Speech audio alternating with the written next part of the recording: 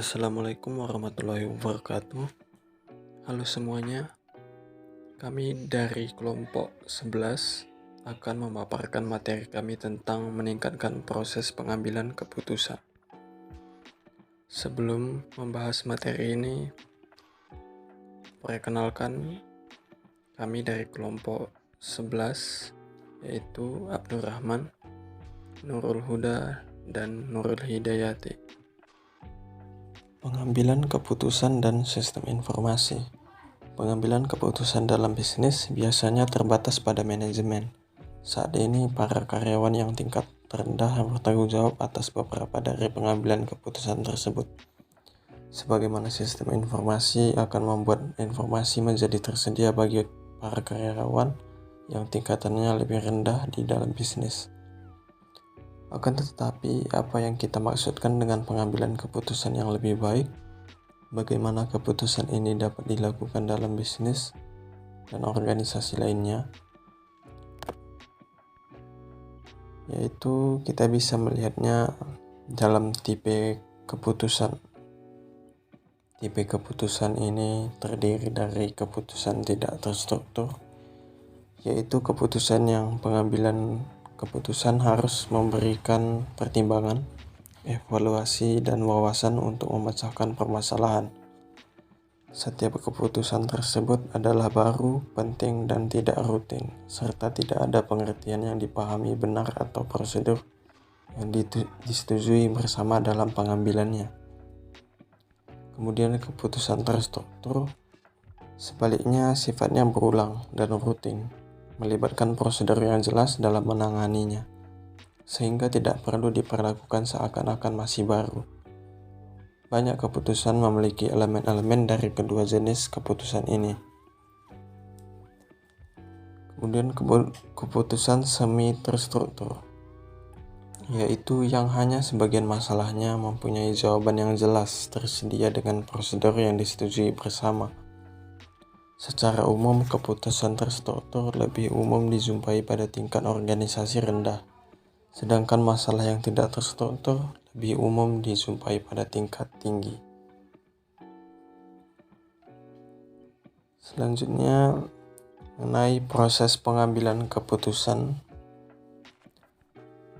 Proses pengambilan keputusan ini memiliki 4 langkah berbeda dalam mengambil keputusan. Pertama, intelijen. Ini terdiri atas menemukan, mengidentifikasi, dan memahami masalah yang terjadi pada organisasi. Mengapa masalah itu terjadi, di mana, dan akibat apa yang dialami perusahaan. Kemudian rancangan, ini melibatkan identifikasi dan pencarian berbagai solusi masalah. Kemudian pilihan adalah tentang memilih alternatif solusi yang ada.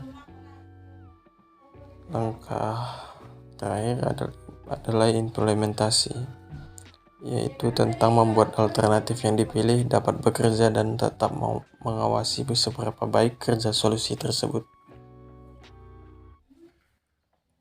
Adapun dalam dunia nyata, manajer dan pengambilan keputusan memiliki perannya, yaitu peran antar pribadi. Dalam peran antar pribadi, para manajer bertindak sebagai figur utama dalam organisasi ketika mereka mewakili perusahaan mereka kepada dunia luar dan melakukan tugas-tugas simbolik seperti memberikan penghargaan kepada karyawan. Manajer bertindak sebagai pemimpin, memberikan motivasi, nasihat, dan mendukung bawahannya. Manajer juga bertindak sebagai penghubung antara berbagai tingkatan dalam organisasi. Pada setiap tingkatan tersebut, manajer bekerja sebagai penghubung antara anggota tim manajemen.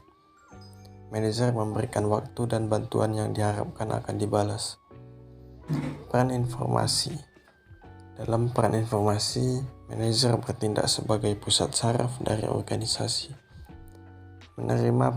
Menerima informasi terkini yang paling konkret dan mendistribusikannya kembali kepada mereka yang memerlukannya.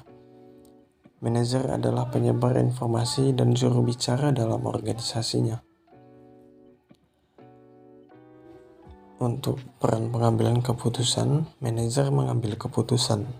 Dalam peran mengambil keputusan, mereka bertindak sebagai wirausahawan dalam mengusulkan jenis-jenis aktivitas baru, menangani gangguan-gangguan yang muncul dalam organisasi, mengalokasikan sumber daya kepada para staf yang membutuhkan, dan menegosiasikan konflik, dan menjadi penengah antara kelompok-kelompok yang bertikai.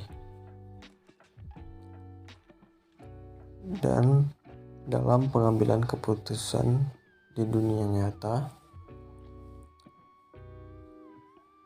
di mana ada 3 alasan utama dalam pengambilan keputusan ini, yaitu kualitas informasi. Keputusan yang berkualitas tinggi memerlukan informasi yang berkualitas tinggi. Menggambarkan dimensi kualitas informasi yang memengaruhi kualitas dari keputusan. Apabila keluaran dari sistem informasi tidak memenuhi kriteria kualitas ini, maka proses pengambilan keputusan akan sulit dilakukan. Kemudian dalam hal penyaring manajemen, walaupun dengan informasi yang tepat waktu dan akurat, beberapa manajer mengambil keputusan yang buruk. Politik dan inersia organisasional. Organisasi adalah birokrasi dengan kemampuan dan kompetensi terbatas untuk melakukan tindakan-tindakan yang bersifat menentukan. Ketika lingkungan berubah dan perusahaan perlu mengadopsi model bisnis baru untuk bertahan, kekuatan yang besar dalam organisasi menolak pengambilan keputusan untuk perubahan besar. Keputusan yang diambil perusahaan yang menunjukkan penyimbangan dari kelompok-kelompok yang berbeda dalam perusahaan dan bukan solusi yang terbaik atas masalah yang dihadapi. Kemudian, bagaimana pengambilan keputusan otomatis yang berkecepatan tinggi? Saat ini banyak keputusan yang diambil oleh organisasi tidak dibuat oleh para manajer atau beberapa manusia. Sebagai contoh, ketika Anda memasukkan suatu query ke dalam mesin pencari Google telah memutuskan URL yang manakah yang menampilkan dalam waktu rata-rata sekitar setengah detik. Google membuat indeks atau lebih dari 50 miliar laman web, meskipun tidak mencari keseluruhan indeks bagi semua query yang diterimanya. Hal yang sama benar-benar terjadi dalam mesin pencarian lainnya. Bursa saham New York menghabiskan lebih dari 450 juta dolar dalam tahun 2010 sampai 2011 untuk membangun platform perdagangan yang menjalankan pesanan-pesanan yang masuk dalam waktu kurang dari 50 milidetik. Frekuensi yang tinggi dari para pedagang pada bursa saham elektronik melaksanakan perdagangannya dalam waktu di bawah 30 milidetik. Kelas-kelas dalam keputusan yang sangat terstruktur dan otomatis mengalami pertumbuhan yang sangat cepat. Apakah yang membuat jenis dari keputusan otomatis yang berkecepatan tinggi memungkinkan adalah algoritma komputer yang secara tepat mendefinisikan langkah-langkah yang harus diikuti untuk menghasilkan keputusan.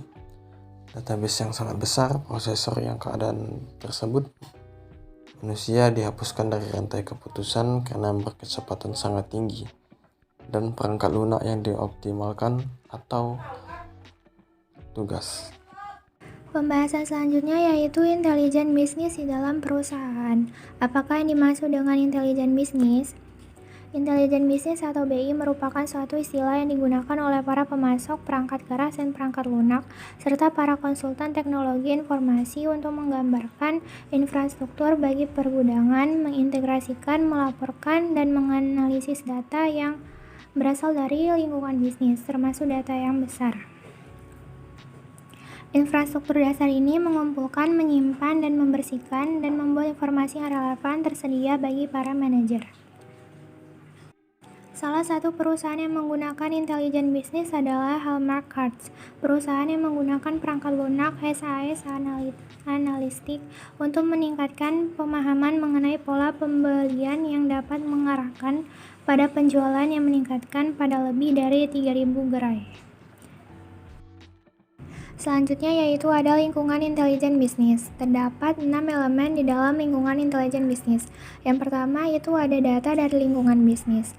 Bisnis-bisnis akan berhadapan dengan data terstruktur maupun tidak dari banyaknya sumber berbeda, termasuk data yang besar. Data perlu untuk diintegrasikan dan diorganisasi sehingga mereka dapat dianalisis dan digunakan oleh para pengambil keputusan manusia. Yang kedua, infrastruktur intelijen bisnis, yaitu dasar yang mendasari intelijen bisnis merupakan suatu sistem database yang luar biasa yang dapat menangkap semua data yang relevan untuk mengoperasionalkan bisnis. Data akan disimpan di dalam database transaksional atau digabungkan dan diintegrasikan ke dalam gudang data perusahaan atau serangkaian data mart yang saling berkaitan. Kemudian yang ketiga itu ada seperangkat alat bantu analisis bisnis. Seperangkat alat bantu perangkat lunak yang digunakan untuk menganalisis data dan menghasilkan laporan, memberikan tanggapan terhadap pertanyaan-pertanyaan yang diajukan oleh para manajer, dan menelusuri perkembangan dari bisnis yang menggunakan indikator-indikator kunci dan kinerja. Kemudian yang keempat itu ada metode dan penggunaan manajerial. Para manajer memaksa perintah pada analisis data dengan menggunakan bermacam-macam metode manajerial yang mendefinisikan tujuan bisnis yang strategi dan menentukan bagaimana perkembangan akan diukur. Kemudian yang kelima itu ada platform pengiriman SIM, DSE, ESS. Hasil dari intelijen bisnis dan analisis bisnis yang dikirimkan kepada para manajer dan para karyawan dalam berbagai macam cara bergantung pada yang mereka perlu dan tahu untuk melaksanakan pekerjaan mereka. SIM, DSS, dan ESS yang telah dibahas akan mengirimkan informasi pengetahuan kepada orang-orang dan level yang berbeda di dalam perusahaan, para karyawan, bagian operasional, para manajer menengah, dan para senior eksekutif. Kemudian yang terakhir, yang keenam itu antarmuka pengguna. Pelaku bisnis tidak lagi terikat pada meja kantor dan desktop mereka. Mereka saling kali belajar dan lebih cepat dari representatif dan tas secara visual daripada laporan kuno dalam kolom dan baris mengenai informasi.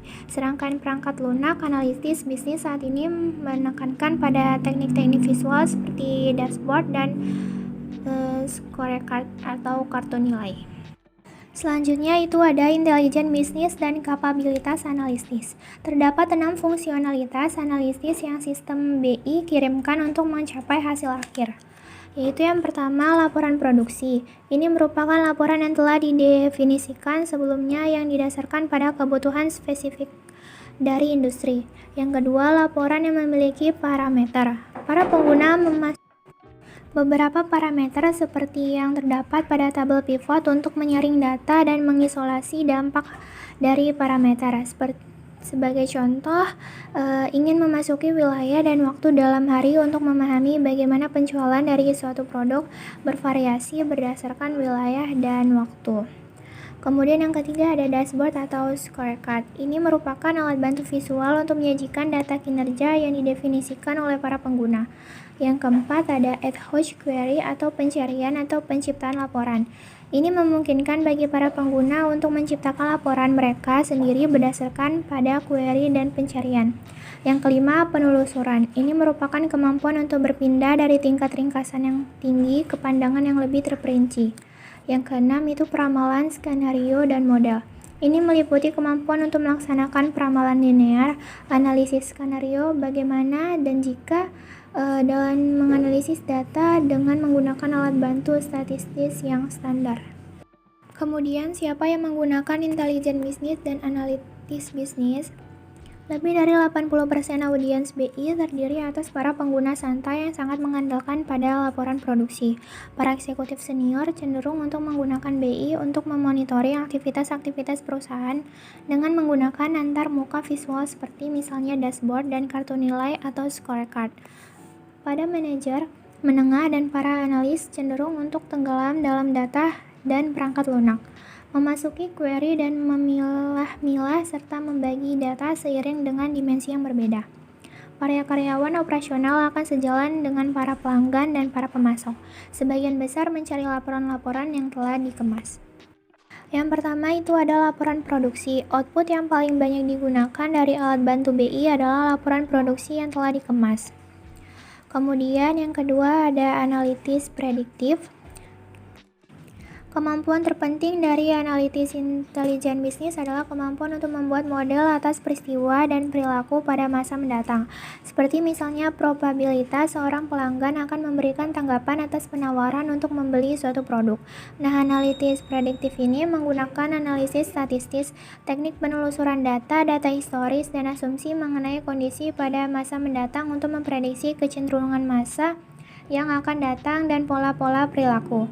Perubahan-perubahan yang dapat diukur untuk memprediksi perilaku pada masa mendatang telah teridentifikasi. Sebagai contoh, sebuah perusahaan asuransi akan menggunakan peubah seperti misalnya umur, gender, dan catatan pengemudi sebagai prediktor untuk keselamatan dalam mengemudi ketika mengeluarkan kebijakan asuransi mobil. Kumpulan dari prediktor tersebut digabungkan ke dalam suatu model prediktif untuk meramalkan probabilitas dan pada masa yang mendatang dengan tingkat keandalan yang dapat diterima. Kemudian yang ketiga itu ada analisis data besar. Dan yang terakhir itu ada visualisasi data, analisis visual, dan sistem informasi geografis. Sistem informasi geografis adalah suatu kategori khusus dari alat bantu untuk membantu para pengambil keputusan memvisualisasikan permasalahan yang memerlukan pengetahuan mengenai distribusi secara geografis atas orang atau sumber daya lainnya. Perangkat lunak GIS ini mengingat data lokasi terhadap titik-titik, garis, dan area pada suatu peta. Beberapa GIS ini memiliki kapabilitas permodelan untuk mengubah data dan secara otomatisasi akan memperbaiki skenario bisnis. GIS ini akan digunakan untuk membantu pemerintah negara bagian dan setempat untuk menghitung waktu tanggapan terhadap bencana alam dan keadaan darurat lain untuk membantu bank-bank dalam mengidentifikasi lokasi yang terbaik untuk mendirikan cabang-cabang baru atau terminal ATM. Selanjutnya ada strategi manajemen untuk mengembangkan kapabilitas BI dan BA.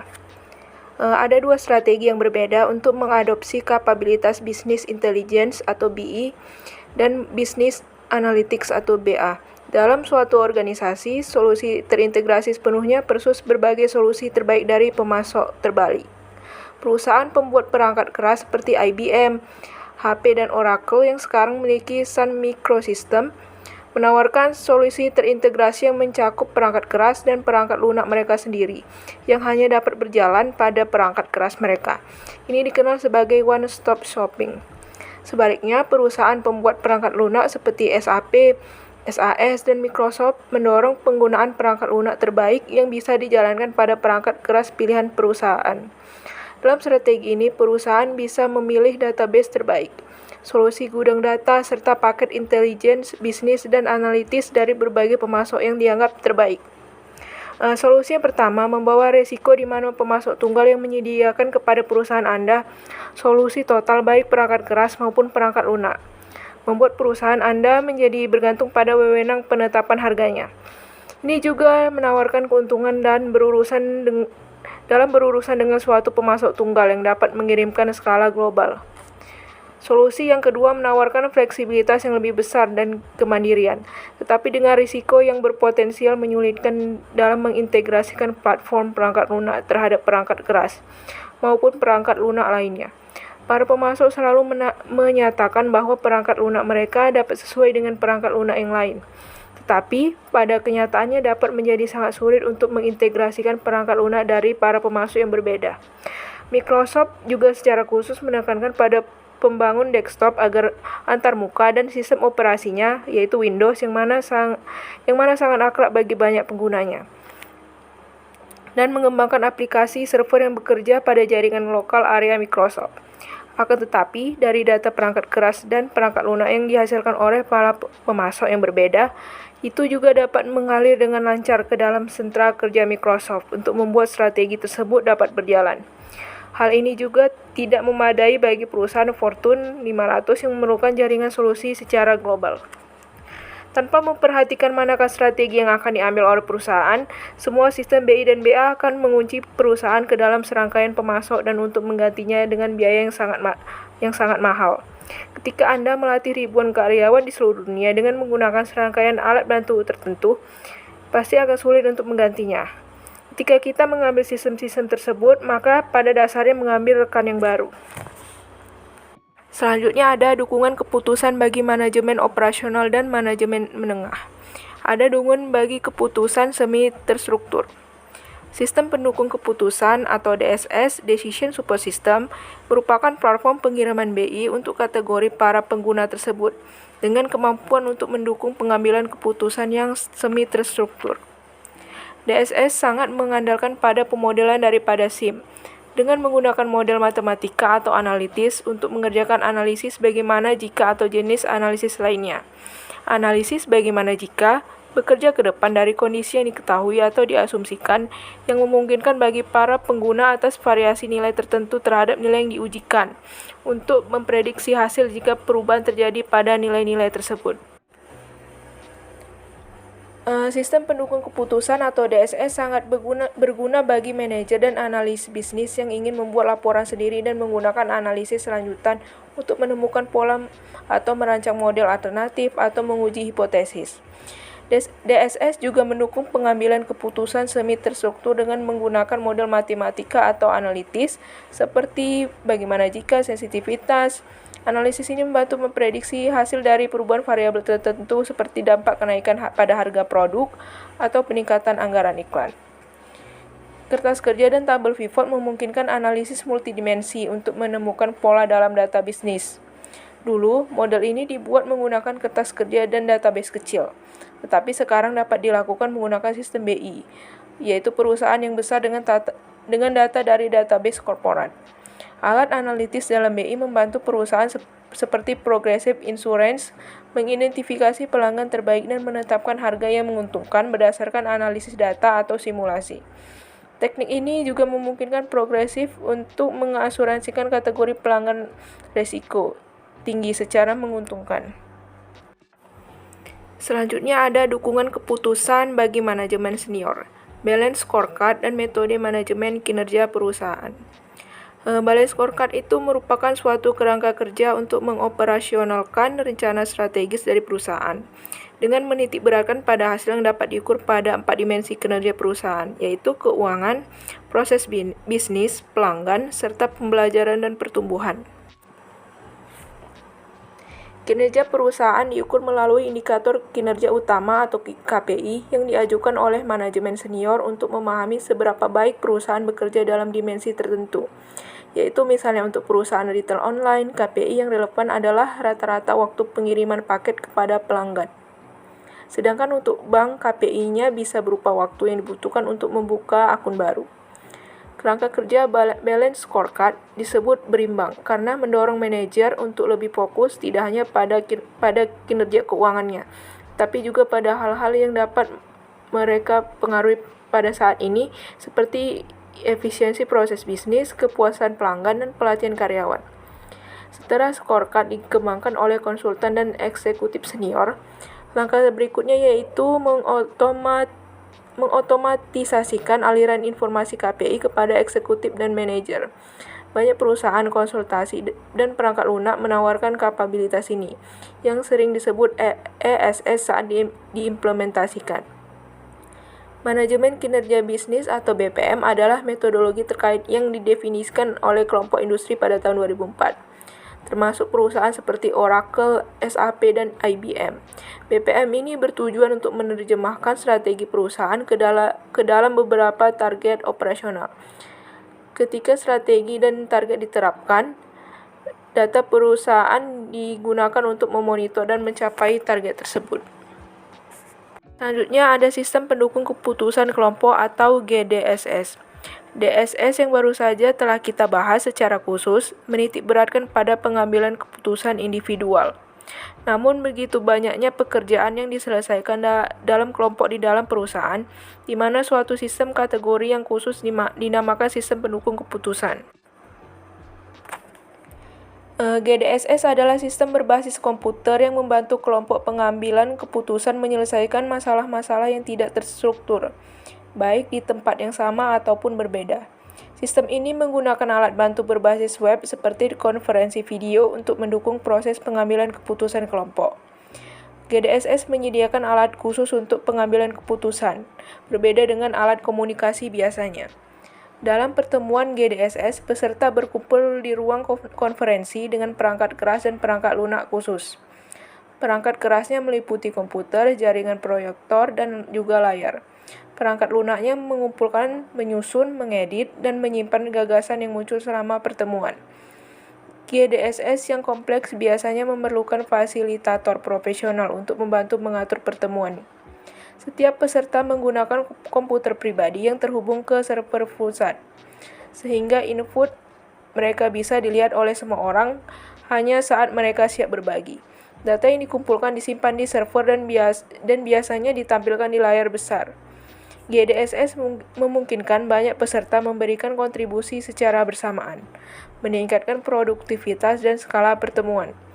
Sistem ini juga menjamin kerahasiaan sehingga peserta bisa mengevaluasi gagasan tanpa takut dikritik atau ditolak secara pribadi. Sekian pemaparan materi kami tentang meningkatkan proses pengambilan keputusan.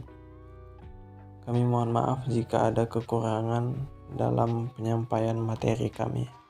Terima kasih.